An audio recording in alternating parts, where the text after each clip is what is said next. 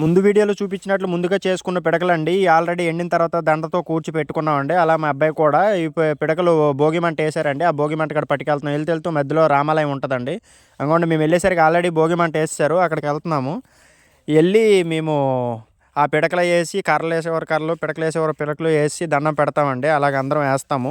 ఈ సంక్రాంతి పండుగ మా రైతుల్లోని ఎంతో వెలుగునిస్తుందండి. ఎందుకంటే మాకు ధాన్యము ప్రతి ఒక్క పంట ఇప్పుడే అమ్మకానికి వచ్చి ₹4 రైతు చేతిలో నిలబడతాయండి. అందుకే చాలా సంతోషంగా చేసుకుంటామండి. కొత్త కొత్త బట్టలు తీస్తామండి.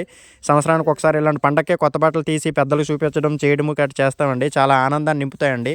ఈ ఫస్ట్ రోజు భోగి అండి, రెండో రోజు సంక్రాంతి, మూడో రోజు కనుమ. అన్ని వీడియోలు చూపిస్తానండి. డెఫినెట్గా నా ఛానల్ ఫాలో చేసి సబ్స్క్రైబ్ చేసి నలుగురికి షేర్ చేయండి. డెఫినెట్గా ఈ పల్లెటూరులో ఏ విషయాలు జరుగుతున్నాయనేది మా ఊర్లో ముఖ్యంగా ఏం జరుగుతుంది, ఎలా చేస్తామనేది కంపల్సరీగా చూపిస్తానండి. మేము వేసిన పిడకలు తీయడానికి ప్రయత్నిస్తానండి. వేడి తగిలేస్తుంది, దానివల్ల తీయలేకపోతున్నాను. ఎందుకంటే ఆ పిడక మేము లాస్ట్లోనే మళ్ళీ బొట్టెట్టుకుంటామండి స్నానం చేసేసిన తర్వాత. అలా కూడా మా పల్లెటూరులో ఏంటంటే భోగి రోజు నలుగు స్నానం చేస్తారండి.